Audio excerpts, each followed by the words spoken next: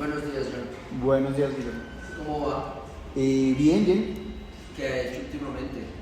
Eh, Preocuparme porque voy a entrar a proyecto de grado. Bueno, No, felicitaciones. no se puede evitar. Otro paso más en su profesionalización.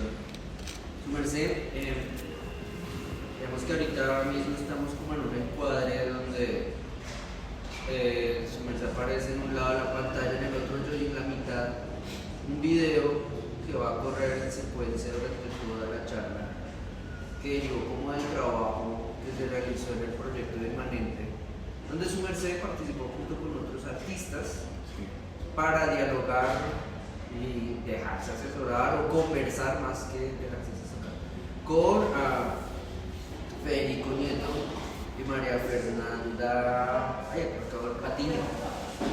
Y ahí, digamos que para empezar esta charla extendida, quisiera preguntarle no tanto cómo llegó a la convocatoria, que digamos como que el modo operante para todos es como fue como parecido, invitación, redes sociales, aplicar, dialogar y después ya ingresar, sino que quería preguntarle más sobre sus antecedentes como artista, como persona que trabaja en el campo, un poco para notar como lo que sucedió en este proceso que la gente ya está viendo. Ok. Pues digamos, yo podría empezar, digamos, lo sencillo lo vi en redes, en las redes de reemplazo. Ya había, digamos, como tenido conocimiento de Federico Nieto por las entrevistas en reemplazo. Una en la época digamos, como del paro nacional, y otra que tenía que ver con arte digital, una muy buena crítica. Y Una muy buena crítica o una muy mala exposición. una muy mala exposición y una muy buena crítica, porque, pues digamos, yo no me considero así como la persona, digamos, el artista digital, ¿sí? No, pero digamos que trabajo muy cerca de ese campo. Y cuando vi la entrevista pude aclarar muchísimos elementos, ¿sí? Entonces, cosas que me contaron, hubo una muy mala recepción sobre las personas que hicieron esta exposición en una galería de los 70 y algo. Y pues me parece un poco ilógico, o sea, la charla no es hiriente, no es, digamos, como de mala intención, sino que realmente van, digamos, como deshuesando qué es lo malo de la exposición, que es digamos, como la falta de visión, pero la agregan. Entonces uno dice, claro, esta exposición podría haber sido de otras maneras, pudo haber tenido este otro manejo. Entonces, no sé, me parece que también es como muy, como un síntoma del mercado del arte y de las relaciones de los artistas y las galerías acá, que pues no se les puede criticar porque, ¿sí? y que creen que crítica es algo malo. Entonces digamos como que cuando vi la convocatoria dije, bueno, está Federico Nieto, pues dije como que probemos a ver qué pasa. ¿Sí? Eso. Ok. ¿Y su merced, sus antecedentes, cuándo empezó? Porque Pues, usted no está solamente en la sala, usted tiene procesos de estudio previos, ¿no? Yo, bueno, digamos que empecé hace mucho rato, como a principios de los 2000, estudiando en la Academia de Artes Guerrero. En ese tiempo... O sea, lo que se vendría a ser el pregrado. Sí, exacto. Esa fue, digamos, como la primera formación que tuve.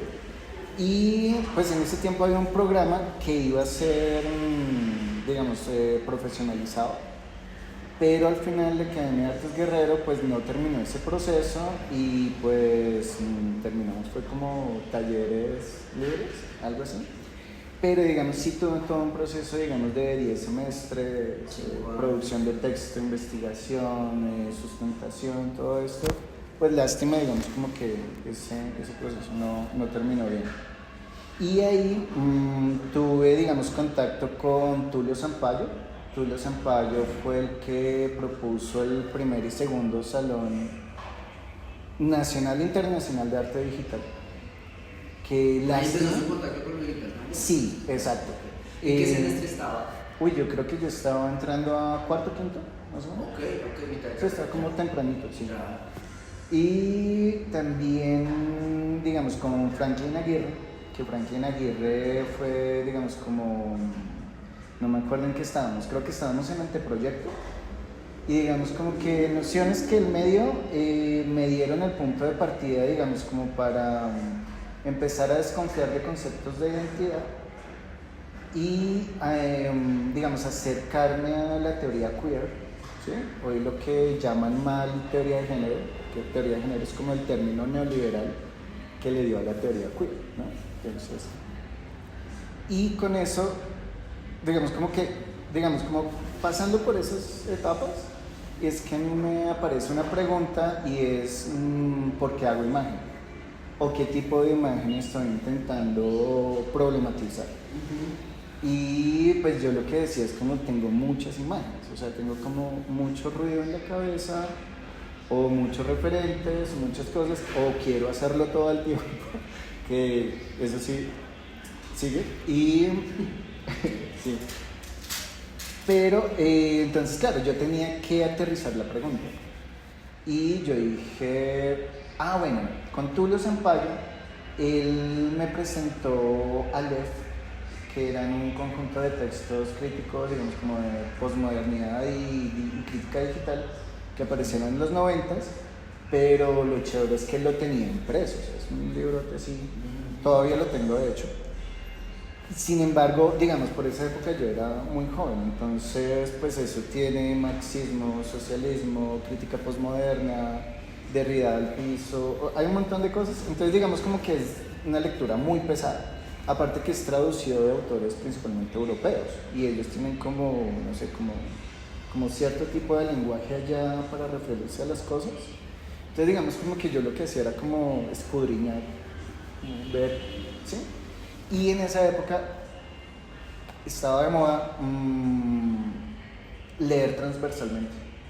Entonces, que era como hacer varias lecturas y ver cuáles eran los puntos comunes. Entonces me decía como, entonces ahí yo empecé a decir, bueno, ok, aquí me estoy informando de la pantalla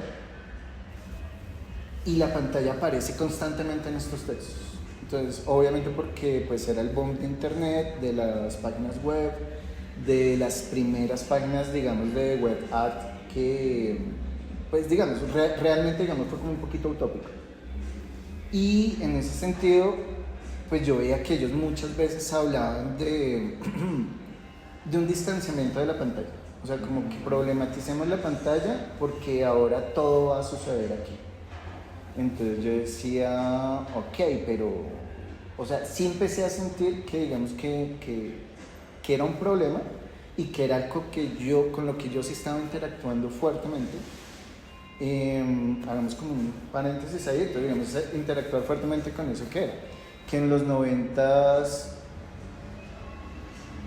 aparecen, digamos, nuevas tecnologías o dispositivos, más bien, que le permiten a uno piratear productos audiovisuales. Entonces a Colombia empiezan a llegar pues películas, documentales, series de anime, todo este tipo de cosas que son, digamos, que no estaban aquí en el mercado, ni en la televisión nacional, ni nada de eso. Entonces, digamos, como que sí, claro, hubo como un boom de cosas que no necesariamente eran underground, pero aquí en Colombia sí lo fueron. Mucho de eso, por ejemplo, tenía que ver con David Lynch. Entonces, por ejemplo, cuando él llega acá, pues digamos, para esa época él ya era pues ya como muy popular. Pero de la manera en que me llegó a mí, era una manera, digamos, como, no sé, como subterránea de hacer cine, con conceptos nuevos de la cámara, de cómo hacer la edición, entonces como que había un montón de discursos como de esas cosas. Pero aquí viene algo chistoso, a mí no me gusta del todo David Lynch.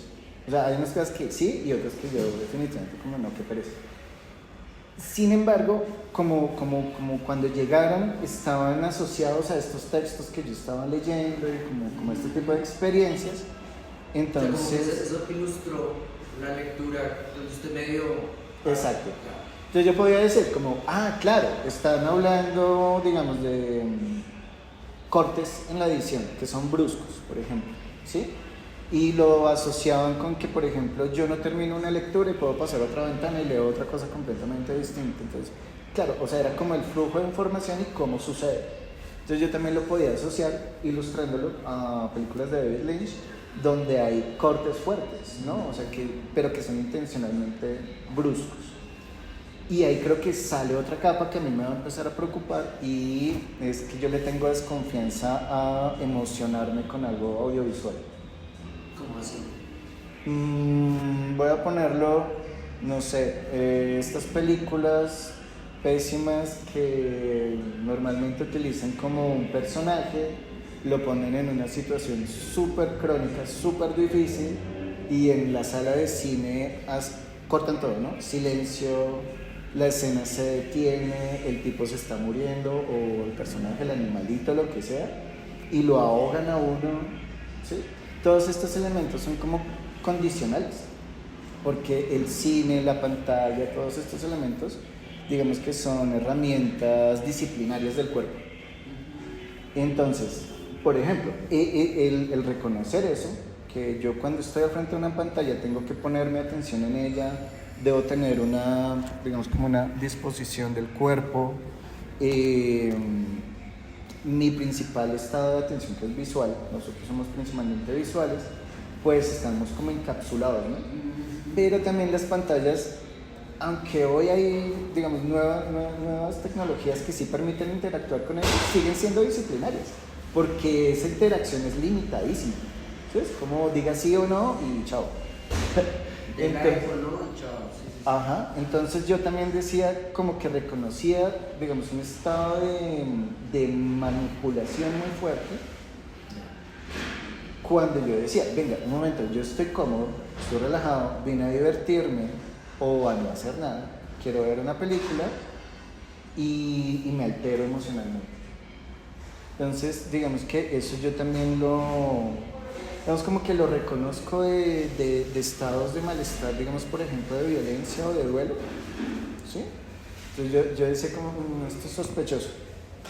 Entonces, cierro el paréntesis ahí y hablando digamos de David Lynch y del cine, entonces como que yo empiezo a decir como, bueno, ok, como que aquí hay herramientas, o sea que en vez de ser como productos que yo solo leo, voy a empezar a proponerme a decir cómo puedo extender el dibujo, que digamos eso es lo que yo estaba haciendo en ese momento.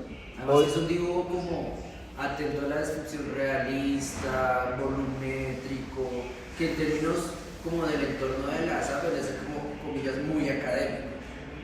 Que sí, exacto, yo tenía una atención a la fotografía, pero lo mismo, con una desconfianza hacia la fotografía, hacia el hecho fotográfico, ¿sí?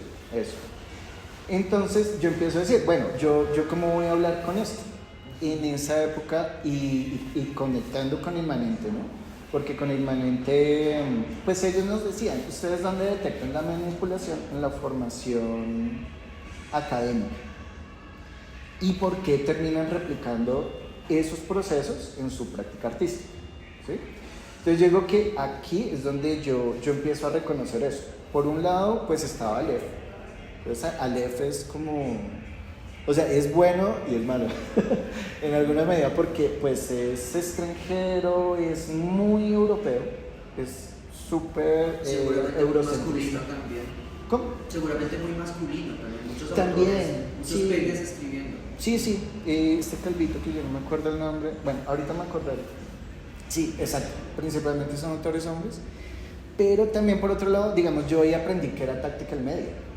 Entonces, influencia, digamos, como grande uno, David Lynch, por otro lado, el tactical media a través de Aleph.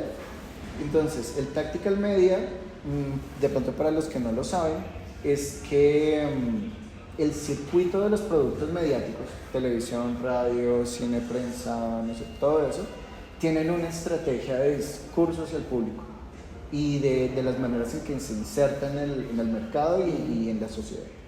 Entonces, el tactical media lo que hace es decir, como me apropio del dispositivo, entiendo cómo funciona y tácticamente me salto la estrategia y hago irrupción de mensajes, ¿no? Ok, eso.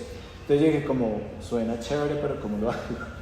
Y la otra era que, pues en ese tiempo yo estaba estudiando entonces en la Academia de Artes Guerrero, estaba con Tulio Sampaio y al mismo tiempo empiezo a ver grabado. Grabado.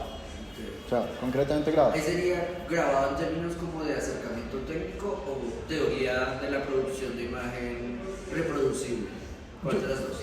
Las dos al mismo tiempo, pero más que todo porque a mí me gusta la teoría. O sea, como que me siento inseguro diciendo como, solo estoy dibujando y ya, ¿sí? Como que yo sé que hay algo más ahí, ¿sí? Pero a mí a veces me cuesta reconocer cosas. O sea, digamos, como que tan obvio, como que a veces como que uno tiene que alejarse para darse cuenta, ¿no? Sí, eso, ok. Entonces, el grabado, yo me acuerdo que yo lo conecto con las lecturas de Rosalind Krauss, que eso también era como el salmo diario en la educación universitaria, y creo que todavía, que es como entran, digamos, las vanguardias postmodernistas en la práctica. Sí, son vanguardias de la postmodernidad, las últimas vanguardias. Sí, debe ser una lectura de las neovanguardias. Exacto, eso.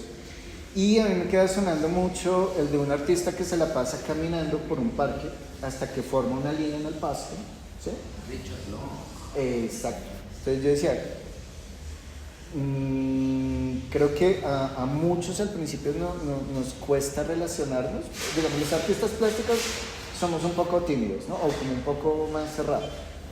Y pues las actividades del cuerpo, pues, o la performance nos cuesta un poco. Pero en ese acto del repetitivo, ¿sí? Yo vi algo que era como una especie de máquina y empecé a reconocer como una familiaridad, ¿sí? Entonces como que me facilitó entender relacionar el cuerpo con el dibujo, con la acción y con el espacio. Aunque yo no me meta tanto con eso, digamos como que eso me sirvió, sobre todo porque Rosalind Krauss está hablando de la huella o del índice. Y eso es lo que yo relaciono con el grabado. Porque el grabado literalmente es el toque de dos superficies y una pues altera a la otra, ¿no? Como que le marca una identidad. Y otra vez la desconfianza, ¿no? Entonces yo como, esto se parece a los medios, esto se parece a la pantalla, se parece a la fotografía, ok. Y entonces digamos como que ahí sí ya puedo empezar como a englobar, digamos, con la pantalla. Entonces yo decía, ok, la pantalla me está transmitiendo, me está generando un tipo de memoria. Y esa memoria es pues experiencia mediada. Entonces yo, por ejemplo, porque conozco, no sé, una fuente que está en un país al que yo nunca he ido, que incluso está en un tiempo distinto al presente. Entonces era esa fuente en Rusia, pero la Rusia soviética. Pero en ese momento ya se había caído el muro de Berlín y ya Rusia estaba en otro cuento y todo. Entonces, como que, claro, yo me empezaba a decir como, esto es otro terreno, esto es otro lugar. Ese otro lugar, para mí, era como que tenía que darle muchas categorías, porque era, pues, distante. Entonces, yo realmente no me cabe en la cabeza qué distancia hay de aquí a allá. De hecho, nunca me he puesto a ubicar la fuente, o sea, no me importa. Pero, aunque lo hiciera, no voy a ubicar mentalmente en el planeta donde está. O sea, como esos actos imaginarios como que uno hace libremente, pues está en Rusia, en el mapita, ¿sí? Todo eso es ficción, ¿sí? Entonces yo como que, bueno, y otra, está en otro tiempo. Entonces yo, ¿por qué lo veo presente si eso ya pasó? De hecho, estaba pasando cuando lo estaban grabando, pero luego lo editaron, pero luego lo repitieron, no sé qué. Y ahorita es traducido, llega al modelo académico, que es otra traducción, otra ficción. Exacto, tiene capas y capas y capas y capas. Entonces, sí, es como una cebolla eterna. Entonces, Dios mío, ¿cuántas capas le tengo a eso? Yo creo que mis obras tienen un poco eso, que son como, tienen muchas capas, tienen muchos como cortes. Entonces son un poco difíciles de leer. Pero bueno, entonces yo me estaba haciendo esa pregunta y lo estaba relacionando con la huella, con el grabado. Y fue cuando yo empecé a trabajar imagen digital. Entonces, pues que era... ¿Estamos hablando de qué año? 2003. O sea, ¿qué archivos de edición, qué programas de edición tenía usted ahí? Y Photoshop, Ajá. principalmente. Pues Sería imagen fotográfica digital, Ujú. video, ¿no? ¿Algo así? Y no, yo le tenía desconfianza al video. Ya. Digamos, como metódicamente, yo estaba diciendo, estoy dudando del video, estoy dudando de lo Sí, sí, sí. audiovisual. Y yo quería traerlo al dibujo. Entonces, digamos, como que yo decía, bueno, de la fotografía yo puedo congelar eso y lo trabajo. Ok. Entonces,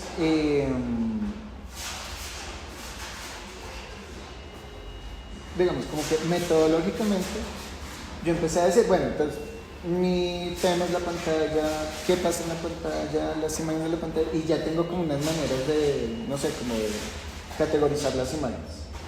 Entonces, yo empiezo, digamos, a fijarme, a dibujar televisores, ¿sí? Como cosas, digamos, muy Dibujar antes básicas. empecé a hacer en plano blanco, lápiz de grafito con punta fina. Esfero.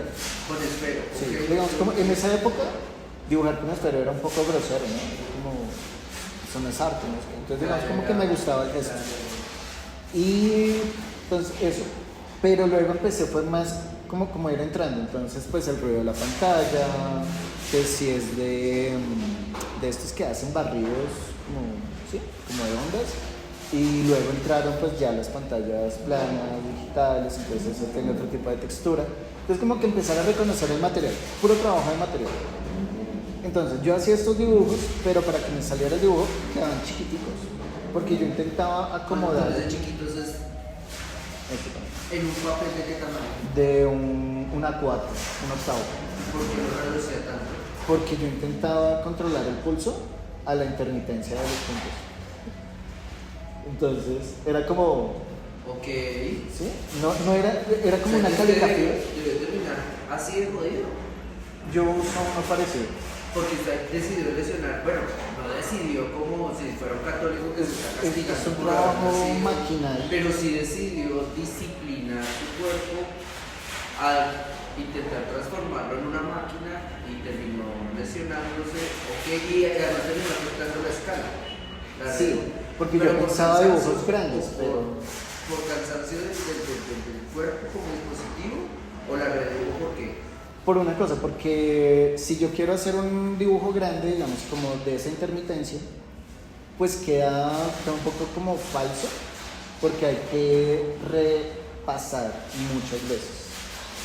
Entonces, para mí, digamos, como que me ponía la condición, voy a dibujar con esfero, voy a dibujar en formato tradicional pequeño, un dibujo pequeño, que a mí me gustan también las agendas de dibujo, ¿sí? Pero no me gustan manejarlas tradicionalmente, pero digamos. Entonces decía, bueno, este es el formato, pero también era pequeño porque el pulsar la línea, ¿sí? Hasta crear una imagen que parezca barrida por estos electrones, pues funcionaba en una sola línea y podía controlar la densidad de la tinta, entonces de exageradamente claro a muy oscuro, pero de una sola pasada, o sea, como de un solo barrido. Entonces era eso, era como entender la pantalla, pero también traerla a lo análogo. Una tortura puntillista. Sí, masoquista, y que tenía tiempo. Bueno, Desde época yo sí que era joven todavía, no había llegado a la responsabilidad de, ajá, y tomar decisiones prácticas, sí, exacto. Eso luego lo escaneaba, lo llevaba a Photoshop. pero pasaba a otro registro visual. Exacto, entonces aquí empiezan las transiciones, que creo que eso también es como importante en mi trabajo. Y es que, pues digamos, ya estaba la opción. Y en la academia pues teníamos eso, teníamos escáner, computadores, cámaras, pues hagámoslo. Y luego empezaba eso, a reconocer el programa, pero entonces por suerte yo ya no llegué al programa como, no sé, como de manera ingenua, sino que ya tenía como un plan de trabajo. Entonces, uno, con personas que, digamos, que son familiares a edición digital en Photoshop, digamos, de imagen nomás, o de retoque de fotografía, para ellos reconocer un filtro es como algo molesto. Como mal Reconocer, hecho. como darse cuenta de que aquí aplicaron tal filtro. Y ya. Ya. ¿Sí? Entonces era como, eso es... Para eso sería como un modo de sofisticación de reconocer la chambonada. Ya. Exacto. Pero yo lo que empecé fue a decir, bueno, yo vengo del dibujo, entonces ¿cómo voy a...? De dibujo manual, académico, disciplinar. Sí, exacto. Entonces yo cómo voy a coger estas herramientas para dibujar, porque yo no estoy corrigiendo fotografía. Pero también con Tulio Zampayo, pues empecé a reconocer pues que en el error aparece la pantalla, ¿no? Es como lo que ahorita llaman glitch. Pero es que el glitch es yo creo que lo han compactado mucho. El glitch es un concepto muy grande. Entonces, por ejemplo, también viene del error fotográfico o por ejemplo, de las eventualidades de captura o del material. Y creo que pues ese era como decir como, bueno, o sea, puedo traducir mi dibujo a material de pantalla. Listo. Y entonces empecé a hacer esas pruebas. Entonces digamos como que trabajaba que se notara que era RGB, que había deslizamientos de esas capas. Es como cuando se ven descasadas. Añadir ruido, porque pues, literalmente hay un filtro que se llama ruido. Y yo, qué chévere, puedo dibujar con esto. Pues muy bien. Pero empezó otro problema, que yo en mis dibujos normalmente tenía como una línea divisoria. Entonces, como dos tiempos, o un estado físico, un estado mental, o una aquí, una allá. ¿Sí? Y tuve que empezar a traducir eso. Digamos, yo ahorita sé qué estaba pasando ahí, pero en esa época no. Entonces era muy... ¿Y se puede saber qué estaba pasando? Y sí, bueno, como historia personal. No, yo creo que sí, relajado. Cuando yo era pequeño, muy pequeño, o sea, a los 2 años, mi padre murió de manera violenta. Entonces yo no lo conozco. No sé quién fue, no sé cómo era, nada. Y cuando crezco, digamos como desde los 5 o 6 años, uno empieza como a tener memoria y no sé. Y pues empiezo a detectar la ausencia como presencia de él. Entonces pues en mi familia, ellos les duele. Este fue como un duelo muy fuerte para ellos. Pero para mí era más bien era una atmósfera extraña porque era un juego. Un juego que a mí me daba libertades, pues porque no me controlaban tanto. Ya practicé la ausencia de la figura de autoridad en ese sentido. Exacto. Y también digamos como que había cierto ambiente como de juego de las escondidas, porque pues había silencio en la casa, había que caminar sin pisarle el ánimo a nadie, pero no era como que yo lo entendiera, pero lo sabía. Pero al mismo tiempo pues a mí también me atraen ese tipo de cosas, ¿no? Un poco como, no sé, como fantasmagórico, jugar a las escondidas, el silencio, ¿sí? Y también como al mismo tiempo, pues a mí me pasa que llegan visitas a la casa, no sé, familiares o amigos, y él habla igual a ese personaje. Él se para como él camina, ¿sí?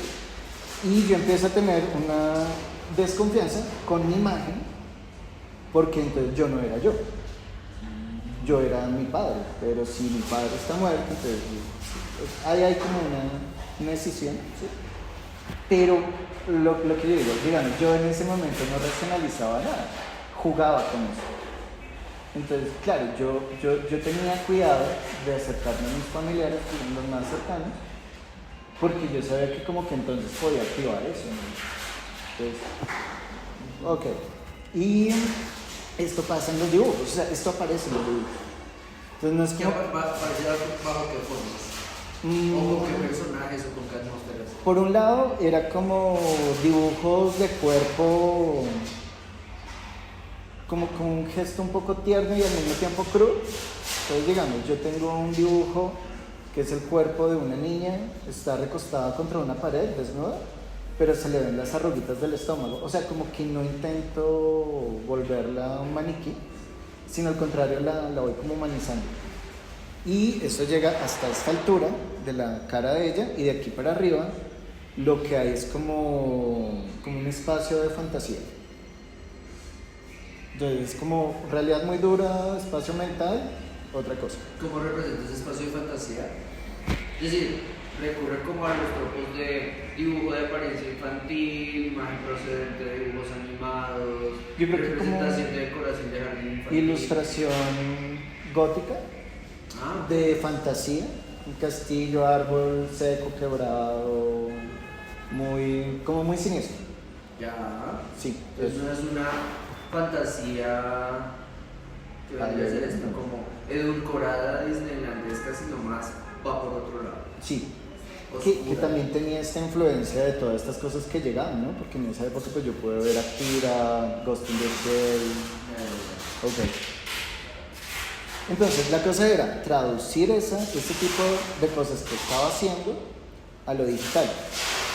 Y para mí entonces era como lo siguiente. Una cosa soy yo,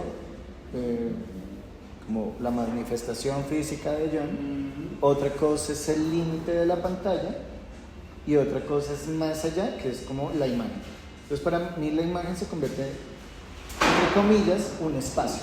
Ya. Y pues yo empiezo a jugar con eso. Entonces digamos, tengo el papel, que es un lugar, paro el personaje, digamos como dibujado encima del papel, como flotando en el espacio, en la nada, pero otra parte de su cuerpo está inmersa en una impresión digital.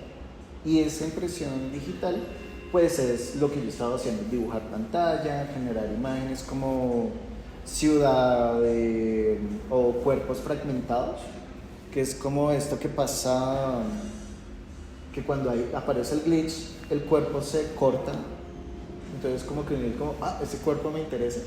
Entonces era eso, entonces medio cuerpo acá, sube, se conecta ese cuerpo y ese cuerpo no sé, ¿cómo se llama eso? Como que se ensucia, se corta, hay una interferencia de señal, por decirlo así, con ese cuerpo. Y Interferencia de señal que reconfigura la ubicación de ese cuerpo, es decir, puede invertirlo, puede ponerlo, puede desplazarlo, puede cruzarlo. lo altera y lo deforma. Entonces a mí esas alteraciones, o no alteración, alteridad del cuerpo. O sea, como que este cuerpo es extraño al que estamos viendo en el video. Y digamos como que ese ejercicio, pues yo lo empiezo a repetir muchísimo. Y Entonces repetirlo es más dibujos con esa estrategia. con esa estrategia, exacto. Y es ver cómo hasta dónde puedo llegar. Entonces yo a eso... Ahí seguimos hablando del mismo formato A4. No, porque ahí yo ya empecé a utilizar uno panorámico, muy largo. Se empieza a ampliar. Ajá, exacto, larguísimo. Porque me interesaba como la vista horizontal, Ya. para exagerar lo de que es un espacio. Entonces ahí pues vuelve como la capa teórica. Entonces, ¿qué estoy haciendo? Entonces, pues estoy dibujando a mano, llevo el dibujo a la pantalla y más allá. Aquí ya terminó la Guerrero y ya está enlazada. Y Entonces, no, ahí ya hice el proyecto de grado y me fui de la Guerrero. Triste porque no tuve grado profesional y en fin. De ahí ya empecé pues a trabajarlo solo.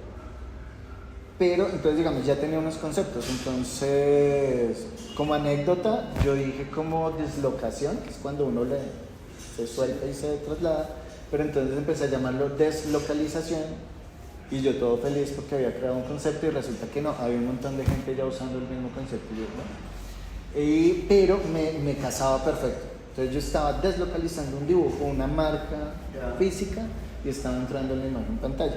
Lo que empezó a aparecer, digamos como pregunta, era que es muy complicado explicarle este trabajo a la gente. La gente siempre me decía como está chévere, está bonito, o intentaba reducirlo para que los entendieran. Pero digamos, es como difícil encontrar personas que reconozcan estas capas de trabajo y estas capas de interpretación y que también les interese la pantalla. Digamos como que ahí podría terminar como toda esa etapa. Entonces, conectando con inmanente, ¿sí? Pues la influencia, digamos como que volviendo a preguntarme, era entonces yo tenía productos audiovisuales que eran nuevos para nosotros en esa época, que eran como subterráneos o cosas así. Tenía mi relación con la pantalla y tenía como estos elementos teóricos. ¿Qué pasa con inmanente? Pues nos dicen como, ¿usted dónde se siente manipulado? Entonces, ahí sí comienza mi proceso en la SAP. Entonces, es como volver a ver historia del arte, volver a ver grabado, horrible. Pero uno puede profundizar cosas, o sí, uno empieza a darse cuenta de cosas que de pronto no fue tan atento y pues uno las valora de manera distinta. Entonces, al principio, con María Fernanda y con Federico, yo empiezo a decir como muy literalmente la academia. Entonces, como primero, ¿cuál es la influencia? Profesor. Luego empecé como a desplazarlo y no, es algo más arriba, que eso nos pedía Federico, no, complíquese más. Entonces yo dije, listo, entonces el programa, el pensum, las materias, no sé qué.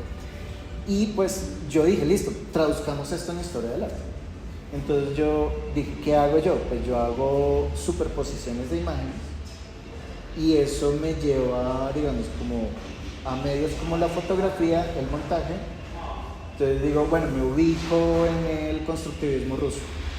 Entonces Rodchenko empieza a manifestar esto intencionalmente y hace este tipo de composiciones y yo relaciono que composiciones de él sí se parece a lo que yo hago. Entonces digo, ok, listo, aquí hay una influencia. Yo ya no lo llamo manipulación, porque la manipulación me parece que es intencional, ¿no? O sea, como muy directa, pero me parece que la influencia como tal es un poco más maquiavélica. ¿Sí? Es más transparente, es más fantasmagórica, pero pues es, digamos, como más fuerte. Parece que naciera de uno, ¿no? El gesto, pero de pronto yo lo había estado viendo todo el tiempo y lo estaba copiando. Entonces yo dije como, bueno, identifiqué algo más. Luego, en otra sesión, yo dije, no, yo puedo ir mucho más allá. Pues a quienes estaban imitando los constructivistas rusos, o sí, como pongámoslos en duda. Y pues yo dije, pues a la fantasmagoría del siglo XVII y XVIII. Entonces, de pronto... Una época que usted no vivió en un contexto, que no vivió todo esto, es como mediado por el consumo cultural de toda esta cantidad de información que empezó a llegar después de que las fronteras del país se abrieron. Perfecto, y además es eso, yo justamente siento eso, que, o sea, yo tengo una memoria personal, tengo una memoria experiencial directa, pero mi experiencia media es absurdamente mayor, ¿sí? Es exagerado, o sea, como que me inundo. Entonces yo justamente ahí es donde como que me paro, me interesa, pero también desconfío mucho de todo esto. Entonces, digamos, los elementos de fantasmagoría, yo, digamos, al principio como que me gusta la técnica, como ser más rudimentario. Y recientemente he estado trabajando eso, o sea, luz, lente, proyección, objetos, ¿sí? Pero también, pues yo estaba ya desde antes, y eso es algo que he venido reconociendo hace poco, era que claro, o sea, la pantalla, la superposición ya es fantasmagórica, el registro fotográfico es súper fantasmagórico, estas dislocaciones temporales de espacio, de... ¿Cómo se llama cuando uno conecta con algo? Como de... ¿Pero en qué términos? ¿Como empatía, no? Como, sí, por ejemplo, que yo puedo empatizar, no sé, con un lugar que no existe. Y digo, qué lugar tan bonito, me encanta, de hecho se me queda grabado en la memoria y empieza a aparecer en mis dibujos como que sí. Entonces, ese tipo de conexiones que son creencias también, porque por ejemplo, lo que yo digo, a mí me gusta David Lynch y al mismo tiempo no. Entonces, hay una parte que yo decía, claro, este tipo pues, técnicamente, creativamente muy bueno, y sí lo es. Pero por otro lado hay unas cosas que yo digo, no, que es malísimo, que es súper aburridor, o no sé, es como muy en el lenguaje, digamos, de coloquial norteamericano, que a mí eso me aburre un montón. ¿Sí? O sea, es como, no. Entonces, en esos apegos y desapegos, yo digo como que, pero ¿yo dónde estoy?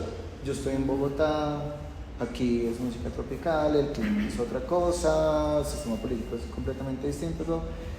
Entonces como que, claro, a mí eso siempre me está haciendo como interrupciones. Entonces, creo que para mí también eso es fantasmagórico, mi experiencia de la realidad y mi experiencia de mi memoria. Y digamos, como con ese telón de fondo, es que yo empiezo a decir, bueno, ¿qué voy a hacer para Inmanente?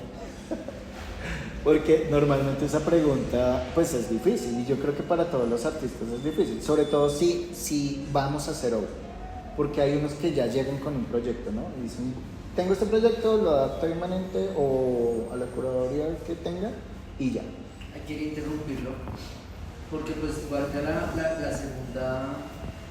segunda pregunta que tenía respecto a que hice el Inmanente hace rato, ya la he respondido. Entonces quisiera saltar de una a el video, digamos como para que nos cuente el detrás de cámaras y después yo creo que podríamos comunicarnos a verlo y de pronto como, no sé, pausar o algo para ir comentando como la enorme cantidad como de capas, sentidos, enfoques, manipulación de la imagen que usted hizo, ampliar, más que ampliar, redondear este contexto que usted ha presentado. Entonces lo primero es eso, como que el detrás de cámaras de este video, como las decisiones que usted tomó para llegar a este video, ¿en qué consistieron? Y bueno, lo mismo, digamos, por ejemplo, mi posición al hacer algo, y es que para mí definir obra de arte pues es como complicado, entonces como que nunca me paro. De hecho no sé si esto es una obra, okay. Entonces, entonces yo me pongo como, no sé, como pongámonos a hacer algo, digamos, en mi agenda. Entonces, ¿qué voy a hacer? Entonces, una de las preguntas era, por ejemplo, con Federico, era que llegamos un momento a hablar de construcción. Entonces, él me dijo, entonces, busca en la construcción que tú estás haciendo, que tú ya tienes como todo el mapa, ya tienes todo esto, busca flancos que no has trabajado. Busca construirlo de una manera en la que tú nunca te has metido. Entonces, pues digamos, yo lo respondo ya de una, video. Pero en ese momento pues solo me tocó irme a pensar, escribir un poquito como que no he hecho. Y María Fernanda, también hablando con ella me dijo, escúchate lo que tú dices, ¿sí? Entonces una de las cosas que hablábamos es que yo por lo menos tengo N.000 carpetas en el computador con N.000 cantidad de imágenes que yo descargo de internet, o archivos personales, fotográficos, cosas, capturas de pantalla, y yo cuando me aburro o cuando quiero encontrar como nuevas relaciones pues me pongo a categorizar, entonces me invento categorías, ¿sí? Entonces cuando me digo, escúchate de lo que hablas, entonces como que, ok, yo hablo de memoria y memoria mediada, pues me voy a ir directo al archivo. Luego tomé otra decisión y era como, no me voy a poner a dibujar, no me voy a poner como a partir del archivo voy a crear, no, voy a mostrar el archivo. O sea, materia bruta. Aquí ya tenemos esas dos decisiones. Exacto. Video, archivo, pero también, entonces digamos como que ahorita a mí me parece, quiero entrar a trabajar con inteligencia artificial, pero no de manera ingenua. Entonces como, y me estoy tomando el tiempo. Entonces como que estoy leyendo y todo eso, pero pues también uno se da cuenta de cosas, digamos como responsabilidad ecológica. Entonces si yo me pongo a trabajar con inteligencia artificial y todo eso, estoy generando una crisis hídrica a nivel global horrible. Entonces, segundo, por ejemplo, todo el problema de los derechos de autor. Los derechos de autor es como, pues internet técnicamente es eso, ahí está todo es gratis, cójalo, pero hay como esta hipocresía que no, yo no hago eso, yo no miro Pinterest, ¿sí? Porque eso es como no sé, como fetiches que tenemos los que trabajamos en mano. Entonces ir a bancos de imagen, a Flickr, no sé, pero uno guarda referencias. Entonces yo sé que muchos, la mayoría lo hacemos, pero muchos no lo dicen. Entonces como que bueno. Pero ¿cómo cogen las inteligencias artificiales esto? Pues exactamente de la misma manera. Es un banco, crean un patrón y a partir del patrón pues generan, entre comillas, una imagen. Porque una pregunta respecto al banco y la inteligencia artificial. Digamos que una de las versiones como de este hype que hubo del año pasado, era como que básicamente la inteligencia artificial era la traducción a una serie de criterios, o sea, el nombre marketinero a la traducción de una serie de criterios de búsqueda que se aplicaban en internet y que de manera mágica, tendenciosa, sesgada, de patriarcado corporativista, determinaba la producción de cierto tipo de contenidos y que por esa vía se llevaba por delante los derechos de autor, las producciones de imágenes de personas que ya estaban registradas y que vivían de ese usufructo. Entonces ahí quería ir respecto al banco que usted menciona, cómo buscaba y cómo generaba esas categorías. Construía algoritmos, se puso a jugar a la programación para llegar a ese archivo, le dio ese archivo programador para que le generara esas categorías, cómo fue esa producción, como de los criterios de búsqueda para llegar a las imágenes que llegó. Sí, buenísima pregunta.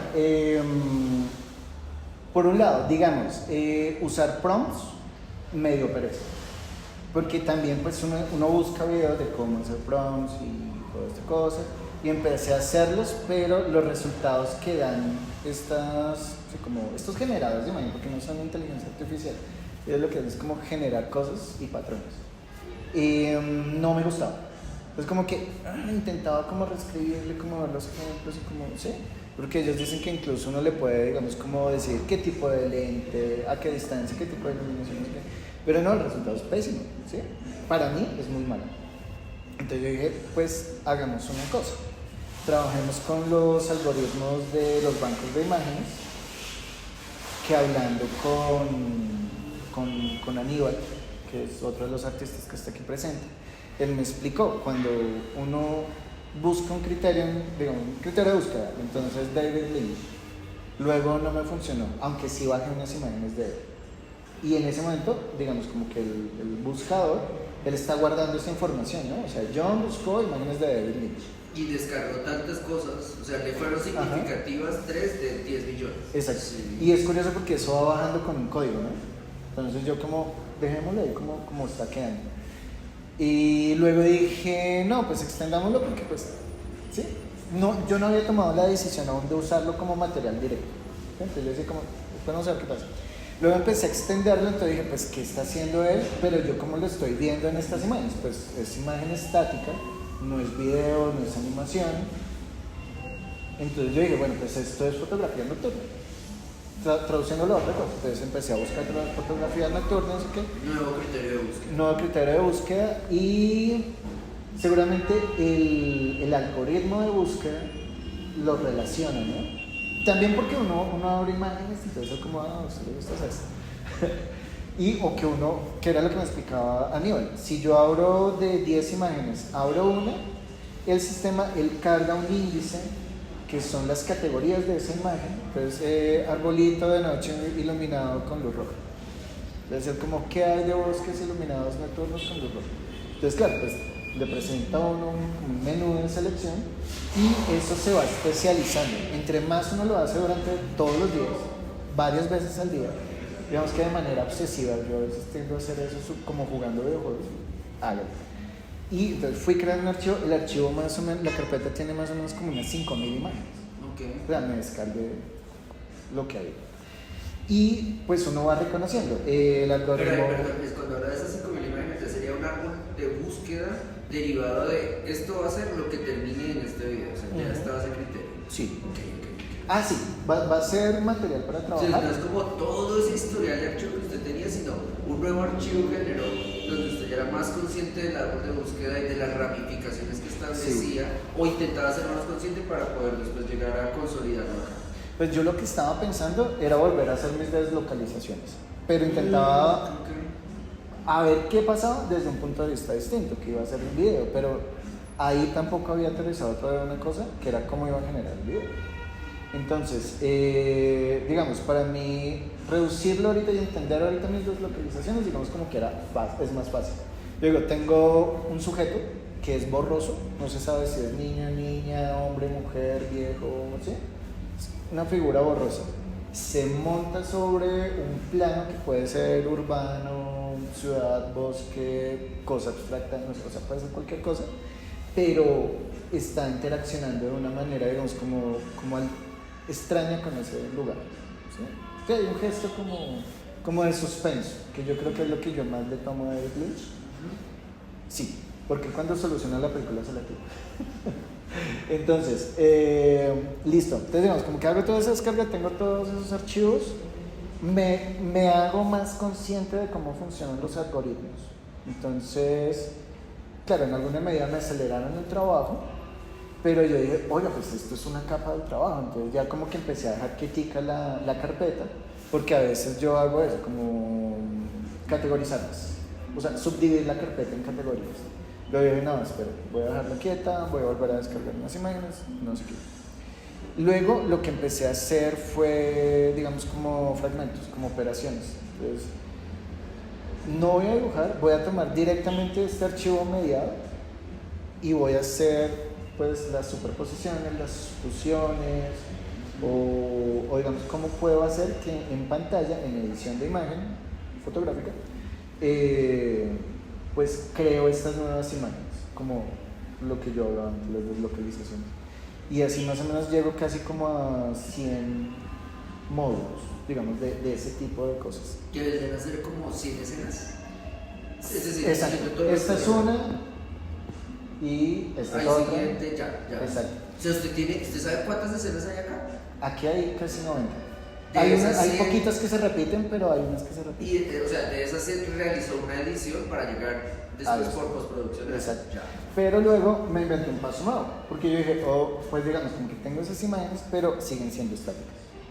Hay uno que otro GIF que bajé, hay uno muy poquitos. Esto es como un GIF de la flor abriéndose, pero la imagen de atrás es estática. Ya. Ahora, la imagen de atrás de esa flor ahora se mueve.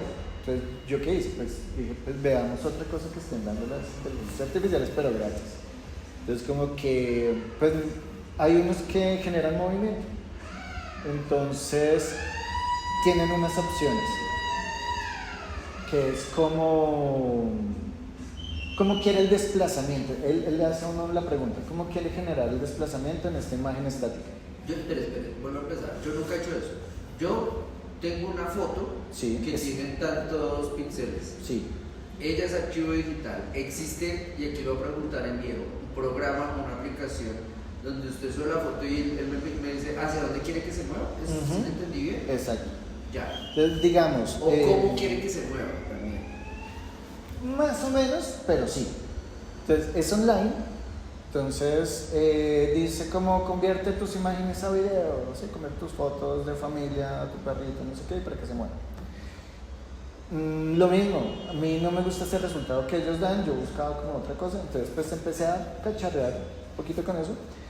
Y lo que ellos dan es eso, cuánto quiere que se desplace hacia la derecha, cuánto quiere que se desplace hacia la izquierda, arriba o abajo, pero también le da una opción como de profundidad o de acercamiento. Y ahí es donde empieza a aparecer el concepto de sonámbulo, porque la manera en que yo lo configuraba genera una especie como de vaivén en las imágenes. Y pues eso particularmente me empezó a gustar mucho porque pues cuando empecé a montar la primera secuencia, pues da la sensación de que es un sueño. Entonces yo empecé a perseguir ya esa idea, o sea, como que ya me fui por ahí con todo. Dije, o sea, a mí esto me gusta porque es un estado mental, es un tipo de archivo, es un archivo mediado, pero si eso está en mis sueños, ¿sí? Dije, como, ¿quién soy yo? Entonces puedo poner en duda la identidad, pues, perfecto. Y hay otro que creo que acabó de pasar, es la cara de ella. Esta es una fotografía de un artista, ahorita se me olvida el nombre, es que yo para los nombres soy pésimo, yo para la teoría puedo hablar carreta horas, pero los nombres soy pésimo.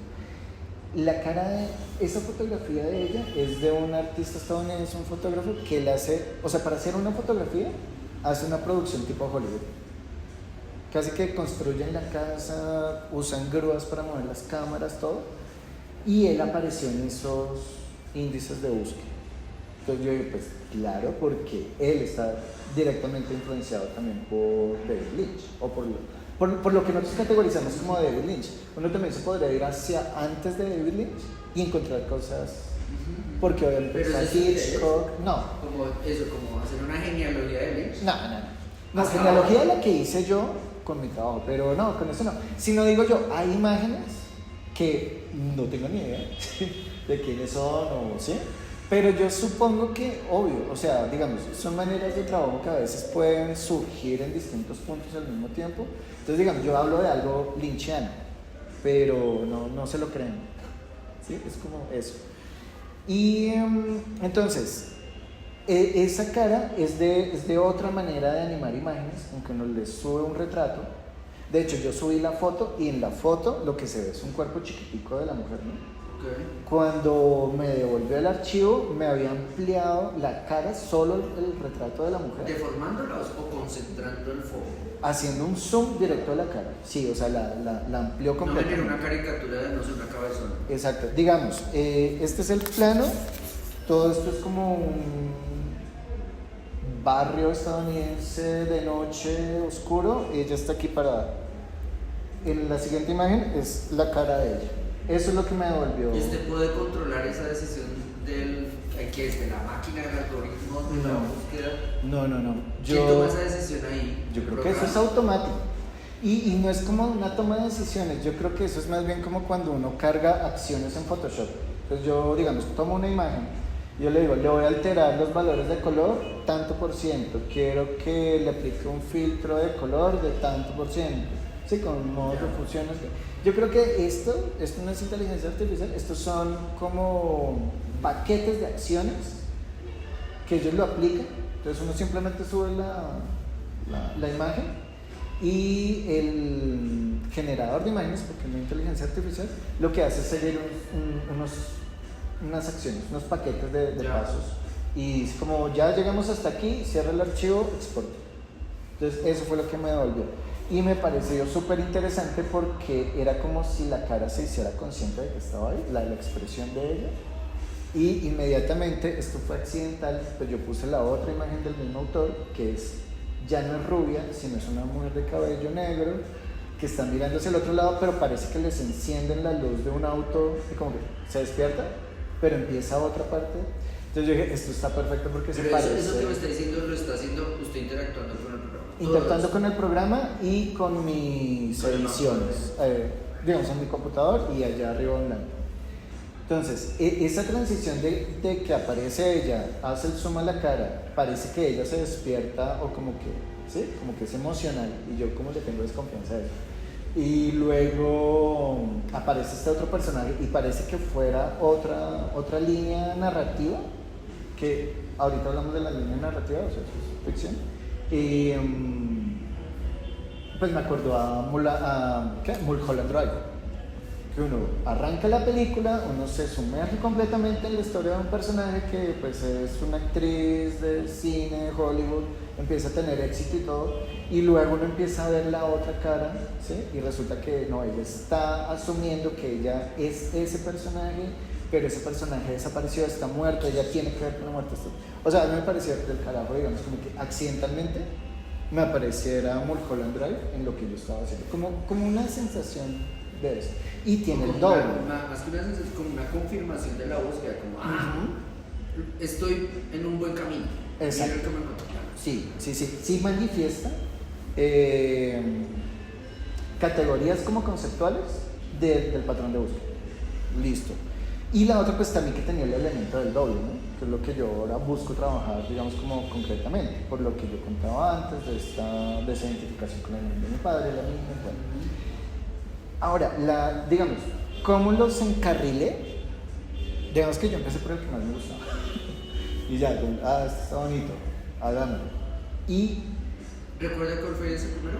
Sí, es uno donde hay una anguila que está blanca. Sí, que parece que se está viendo como que ella se está alejando. Sí, que parece en primer plano y atrás y adelante. Que ella es como gris y el fondo es azul, es de las primeras imágenes. Sí, aquí esto empieza con un reloj, luego viene como una mujer que patea una tocadiscos. Una mujer que patea tocadiscos pues es un... de 45. Sí, pues bueno, sí, un cuerpo humano con tacones. Con vestido de tacones, exacto. Entonces, como que los empecé a encarrilar y a buscar cómo conectaban, pero digamos como de manera sonírica, ¿sí? Entonces como, personaje como que se ve como encerrado como en un pasillo intentando abrir una puerta. Esto es como... Son dos puertas. Sí, son dos puertas, pero él va hacia una, ¿no? Entonces, pues eso me acordó como Inception. Creo que Leonardo DiCaprio se mete en un callejón y como que no puede salir. Eso. Luego entonces como que llega al otro lado, aparece una imagen que esa casi como que no la edita, que es como una mujer cortando. Entonces yo dije, pues esto es como las etnias que están decidiendo el destino de una persona. Luego apareció una que era de pues una lámpara con unas luciérnagas, entonces como los colores casan, entonces como que ella corta, aparecen las luciérnagas. Luego apareció un tipo que está, digamos, fotografiado de noche, pero le disparan un flash completo. Entonces lo que crea es como solo la silueta, no sabemos si es hombre o mujer, y tiene como un montón de, no sé, píxeles blancos alrededor que parecen luciérnagas. Entonces puedo seguir ese tipo de cosas como hasta dónde. Pues yo, digamos, como que empecé a trabajar mucho, digamos lo mismo, como obsesivo y repetitivamente, como una máquina, como hagámoslo. Y pues digamos, sí, hice correcciones, luego como que ya empecé a ver, digamos, como cosas, patrones que me gustaban o que tenían, o por lo menos lo de Mulholland Drive, que como que podría surgir ahí. Y también me empiezan a parecer que parece que estuviera narrando algo. Entonces yo dije, como que esto puede ser como un anzuelo, yo puedo hacer que la gente como que busque el anzuelo, pero realmente no lo hay. O sea, todo este concepto, todo lo que yo he hecho es como una acumulación, una categorización de imágenes, de unos análisis que yo hago, pero yo no estaba contando una película, no era mi intención. Pero me parece interesante que aparezca porque eso es un fantasma, justamente. Y me parece que a nivel de fantasmagoría no es solamente como eso, como que lo veo o no lo veo, sino que es la creencia de que estoy contando algo. Entonces, y surgió, lo que decíamos, surgió de manera inintencional, pero surgió dentro del patrón de búsqueda. El patrón de búsqueda, digamos, como que podía estar. Entonces, me parece que eso le permite a uno pensar cómo trabajan las inteligencias artificiales en alguna medida, ¿no? O sea, en las cajas negras de las inteligencias artificiales hay como un valor de error, pero ese valor de error es el que ellos, los ingenieros, llaman como creativo, ¿no? ¿Sí? Eso. Entonces, digo, bueno, digamos como que no estoy usando inteligencia artificial, o sea, no cargué. De hecho, usted está trayendo, haciendo como un grandísimo esfuerzo para simular un proceso cuyos resultados hoy llamamos de imagen generativa o inteligencia artificial, pero que en otros casos puede ser como collage, ¿no? Exacto, sí, tal cual. O buscar en una base de datos, recopilar en un archivo ajeno aquellas imágenes que le interesan. Fin. Es interesante porque esta gente que hace los colores de Pantone, ¿no? Que son esos, es como un balde con un color y le echan una gota de otro color y ¿usted qué le parece? ¿Usted qué le parece? ¿Usted qué le parece? ¿Sí? Algo, o sea, no con esa intención tan clasificatoria, pero digamos sí con un gesto como repetitivo, secuencial, como de patrones, como de diferencias, sí, eso, sí se parece un poco a eso. Ok, entonces si saltemos de una a la narración, digamos que ahí lo primero sería, ¿cuánto dura el video?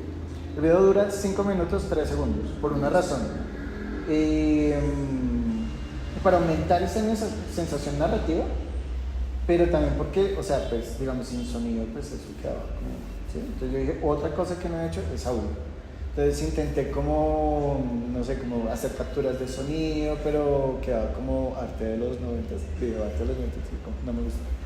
Y luego dije, bueno, hice un montón como de cosas, pero no me hallaba. Entonces dije, vámonos otra vez, David Lynch. Pero entonces David Lynch como música.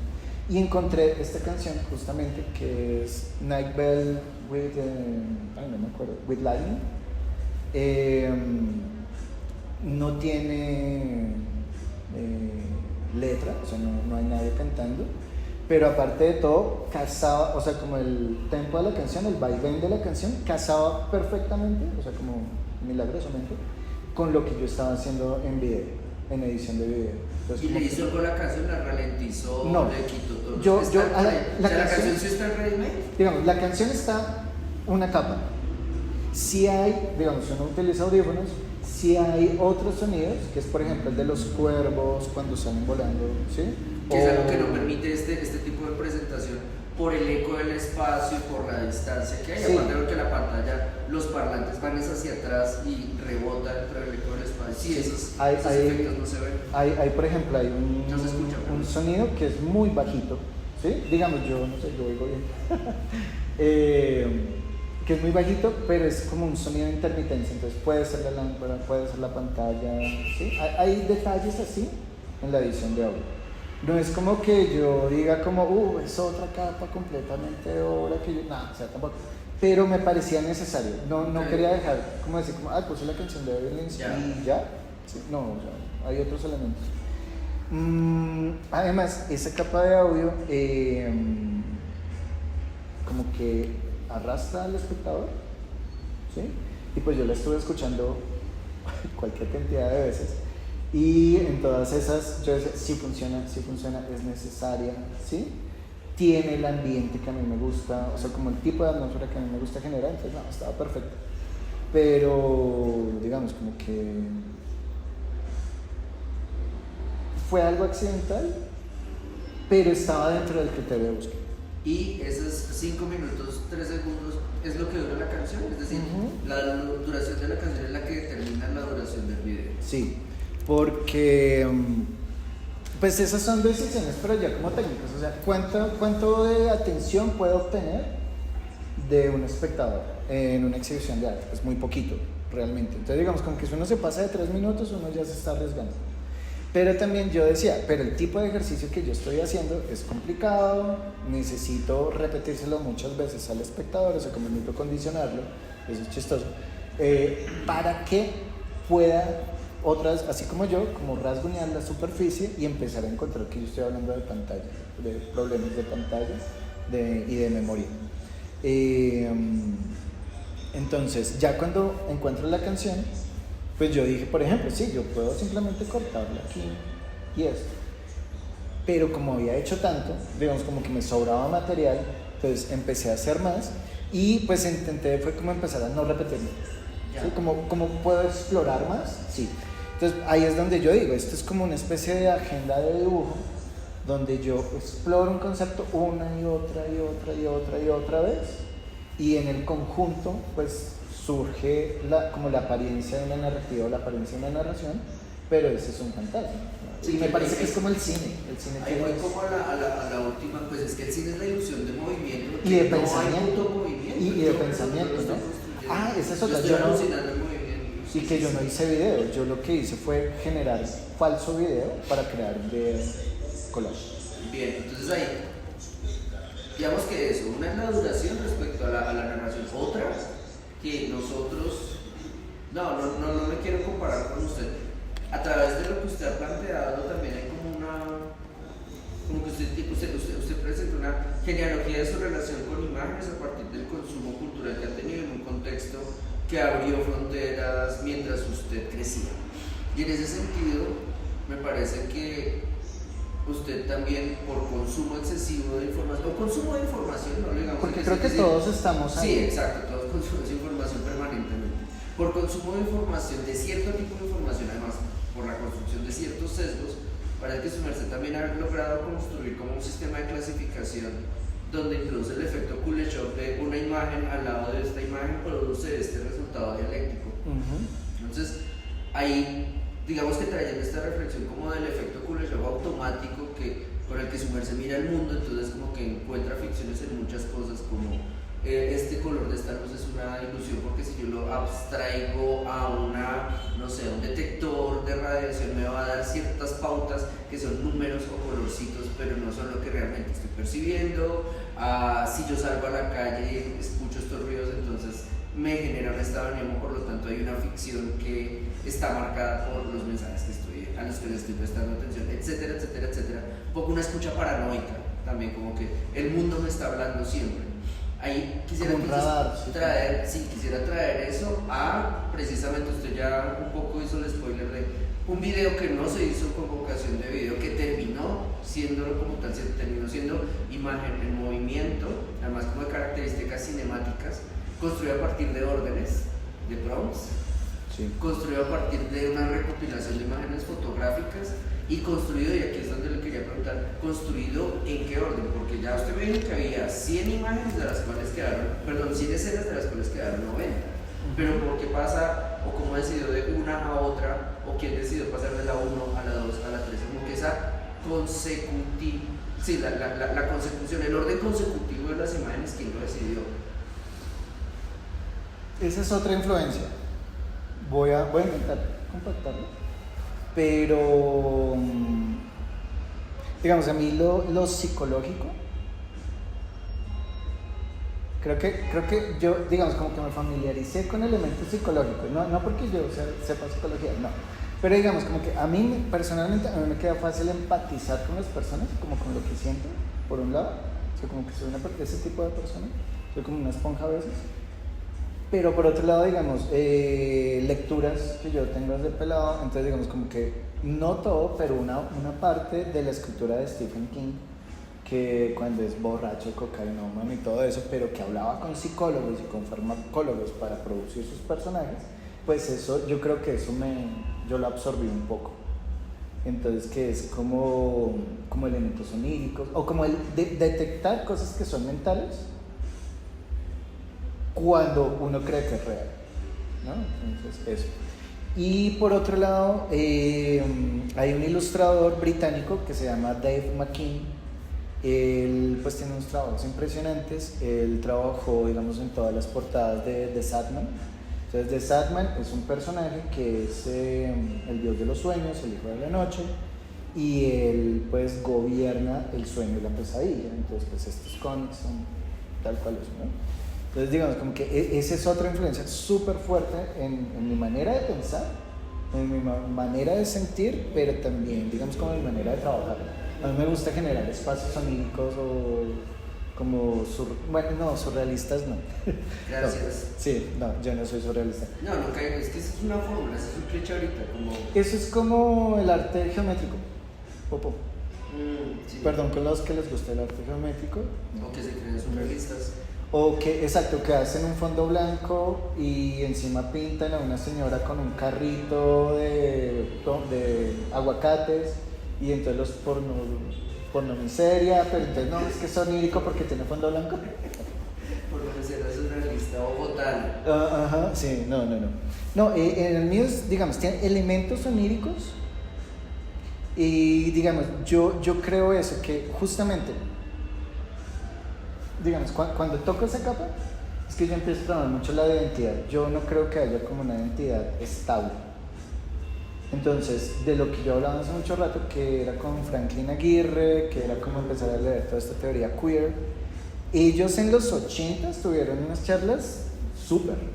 Entonces ellos decían, pues nosotros hablamos de los derechos y de las personas diversas y todo esto, pero eso queda en una nube de palabras porque no pasamos a las acciones. Entonces ellos empiezan, por ejemplo, a decir que la palabra con la que los ofenden y los categorizan, por decir marica o puta, ¿sí? La convierten en su bandera, ¿no? Luego también está como las transiciones artificiales de cuerpo, que es, por ejemplo, los hombres pueden transicionar a cuerpo femenino porque van a una farmacia y compran pues la pastilla del día después y ya, pero las mujeres para conseguir la hormona masculina, la testosterona, pues tienen que ir a un psiquiatra, tienen que pedir permiso al papá, a la iglesia, al político del momento, todo eso, y igual le van a decir, no, o sea, usted, sí, que son como hormonas con muro, ¿no? O sea, encerradas en un muro patriarcal. Entonces yo decía, claro, o sea, todo esto significa que yo no soy yo cuando estoy con la pantalla. O sea, y ahí vienen estas capas, ¿no? Yo que cuando niño era identificado con su padre. Sí, y que no era yo. Entonces, que como que si me movía o algo era como, claro, es una desconfianza en la identidad. Pero también a los mecanismos de construcción de identidad. Entonces, digamos, cuando yo estoy con la pantalla, también digo qué otros puedo ser yo, ¿no? Y eso es lo que hace el cine, tal cual. O sea, Tarkovsky lo encierra a uno en una sala de cine y lo vuelve a un existencialista a las malas. O sea, es como le tocó, ¿sí? 2 horas aquí existencialismo crudo. No existencialismo depre, aunque no es muy depre, pero sí, claro, uno ahí empieza a hacerse preguntas y cosas, pero ¿de dónde salen estas preguntas? No, relax. Entonces, como que yo desconfío de lo emocional, porque lo emocional es algo que se activa casi que de manera espontánea, ¿sí? Es como combustible, se le bota un fósforo, ¡pam! Y es una forma de manipular muy fácil a las personas. Entonces, digamos, en el arte como tal, me distancio de las personas, por ejemplo, no sé, dibujantes, pintores, fotógrafos, instalacionistas, que me empiezan a hablar, no, es que la emoción cuando yo estuve ahí, entonces vi a esta persona muriendo, entonces le tomé la foto, yo, no, sí, también, eso no. Pero tampoco me voy hasta la abstracción, digamos, como completamente conceptual, de que hablo como cosas solo para mí mismo, no. Sino digo, no, o sea, hay unos puentes, los tiene la imagen, pero entonces yo los divido, pues de muchas maneras, pero digamos que son dos. Uno es transparente. Entonces, digamos, tengo la pantalla, pero yo veo un puente. Entonces, mi primer proceso de lenguaje es que pues, los puentes son para cruzarlos. Estoy viendo un puente con el personaje del video, cruzamos el puente, ok. O sea, caí. El otro, que es más opaco, es decir, estoy parado enfrente de una pantalla, la pantalla tiene un reflejo donde yo me veo, me está mostrando un puente, quiere que yo cruce el puente con ellos y genere un tipo de experiencia mediada, ficcional, eso es lo que yo llamo ficcional, que es una falsa experiencia, o es falsa y es real, pero digamos que en principio es falsa, de que yo crucé ese puente y llegué allá a esta otra imagen, ¿no? Y entonces yo me convierto en esa otra imagen.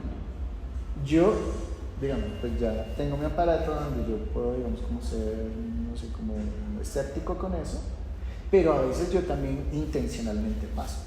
O sea, yo sigo consumiendo de producción audiovisual y pues sí, es divertido, chévere. Tampoco voy a decir que es mala, ¿no? O sea, pero es bueno mirarla con desconfianza.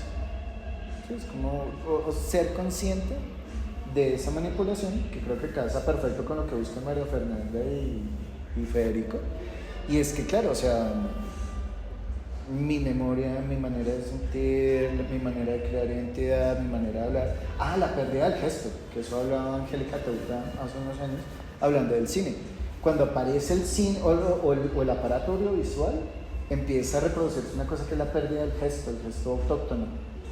Y todos empezamos a asumir el gesto cinematográfico y es nuestra manera de comunicarnos hoy en día. Antes estaba como el gesto autóctono y pues era como más rica la cultura, ¿no? Ok. Digamos que ya como última pregunta respecto a la presentación, ya usted lo medio mencionó, digamos como de manera pesimista, es como es muy difícil capturar la atención de quien mira en una exposición. Y en ese sentido sí, o sea, se hace un estudio, no sé, como espectrográfico o medido por tiempo, es como las ondas de calor humano emitidas frente a una obra de arte son muy poquitas y duran muy poco, a no ser que esa persona tenga un interés académico, está estudiando una obra, o está haciendo una tarea, o la persona que hizo la obra tiene una cercanía emocional, es como es mi esposa, entonces miro la obra de ella porque respeto su trabajo y valoro lo que hace, o no sé, es mi hija, entonces me encanta porque ella es la mejor persona, la más inteligente del mundo, entonces voy a mirar su trabajo completo. Pero sí, difícilmente en la sala de exposición duramos más allá del segundo, de los 3 segundos frente a una obra, la que sea escultura, pieza bien mencionada. A menos que no surja una conexión personal o una obligación, o una imposición de obligación. No, entonces quería preguntarle usted cómo vio al público reaccionando con la obra. Teniendo en cuenta además el problema de que todo el audio que se presentaba, la gente charlando, anulaba el video que estaba mucho más alto que las ventanas estaban abiertas, por lo tanto entraba el ruido y la gente estaba en constante movimiento. Pues igual, como todos están estimulados por cafeína, pues como que mucho movimiento y la gente no se quedaba quieta, pero ni mucho menos nadie usó esto para, no sé, sentarse al principio, que era como antes era un cojín y después pasó a ser tapete. Pero la gente lo contemplaba también como que está en la antesala a la obra, ¿qué vio ellos? Pues yo, digamos, primero que todo me pareció que el ambiente de ese día, a otras exposiciones que yo he asistido varias veces, me parece que fue buena, fue muy cálida y había curiosidad. Ahora, digamos, para inauguración, en momento de socialización, yo creo que sí, normalmente la que pierde es la obra. Hay obras que, digamos, se comunican muy bien, que logran, digamos, como de una, que es, por ejemplo, esta o la de Juan. Sí, la de Jason era como lo que decíamos en la charla, sí, como un golpe visual creativo de una. Claro, y además le permite a uno leerla rápidamente. ese es un contraste, porque las obras mías normalmente están allá como más misteriosas, más escondidas, requieren tiempo. Entonces yo vi personalmente que había gente que pasaba, miraba un momento. Yo creo que eso surgió después, yo después me di cuenta, no necesito que la gente vea todo el video, porque pues de todos modos hay un gesto repetido constantemente, ¿no? Y puede verlo desde cualquier momento, a pesar de que hay un... Y además como no es un video. Esto es un video, exacto. ¿Qué estás viendo? Y pues hay dos puntos, digamos, donde final e inicio, que son, digamos, como que están marcados, pero no son obligatorios. Entonces yo decía, bueno, digamos, como que en alguna medida está funcionando. Pero más que todo me di cuenta que funcionaba la capa fantasma, que era como, ¿qué me está contando esto? ¿Sí? Y otra era que, digamos, una muy buena recepción del audio, o sea, de la relación imagen-audio y de cómo casaban, como, digamos, cuando... La gente se acercaba a escuchar. Sí, porque me lo comentaron varias veces.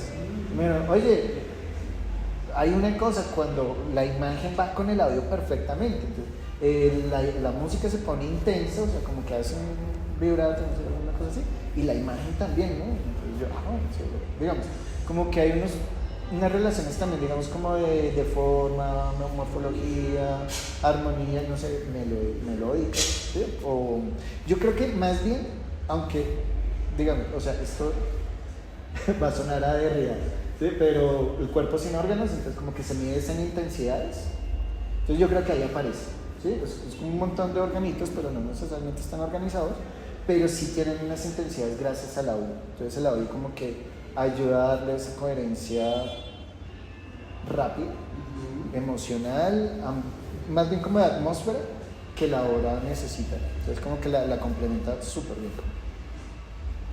¿La gente cómo entendió esto? ¿Si era como una antesala o lo pisaban? ¿O qué?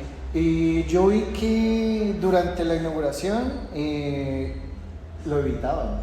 Lo evitaban. O sea, como yo no me paro en el tapete. Pero era una señal. Sí, yo creo que era como, parecía como un monolito tipo 2001 de la historia. ¿Qué es eso? No. Ya después, digamos, vine el viernes con unos compañeros de la universidad a ver la obra y ellos también lo miraron al principio un poco como, ¿sí? Pero una compañera se lo identificó inmediatamente como, me puedo sentar a ver la obra. Y por otro lado, durante la exposición, durante la inauguración, vi una persona, creo que venía con el hijo, moreno, no lo conozco, pero sí me di cuenta que él buscaba, y con todas las obras, tener un momento en que estuvieran solitos y él se quedaba mirándolos. Entonces, a él particularmente lo vi que él intentó muchas veces llegar a esta hasta que al fin pudo verla varias veces. O sea, él estaba vigilando la hora como para que se la dejaran sola. Para que se la dejaran sola. O sea, este personaje es curioso porque, o sea, él de verdad viene, pero aparte que hace la parte social y dedica tiempo para ver las obras. Entonces, como que bonito, por un lado, o sea, un personaje rarísimo, sí. Y por otro lado, se quedó mucho tiempo con la obra, se quedó parado, creo que por este lado, y creo que el hijo estaba dando vueltas por allá. Y la miraba, entonces por ahí le tomé una fotico, pero pues como escondido para no interrumpirlo. Sí, con las personas que yo traje, pues eso, el comentario, digamos, como del empate imagen-video, como de la relación que tienen, pero digamos, a ellos les cuesta seguirme el discurso. Sí, entonces como, porque es como muy técnico, es como muy, ¿sí? De imagen mediada, experiencia directa, sensibilidad, montaje, sí, tiene muchos elementos, es como si estuviera como un armatrost, super armado. Entonces yo normalmente les digo, es más bien como que fíjense en qué momento su atención se va. Que creo que es como una de las cosas que se pueden también... ¿Eso es una estrategia? Esa es una estrategia, sí. En qué momento como que la imagen lo deslocaliza. Ok, pues muchísimas gracias. No, Guillermo, a usted muchísimas gracias y pues también a Federico, a María Fernanda, súper. La experiencia fue muy buena. Qué bien, listo.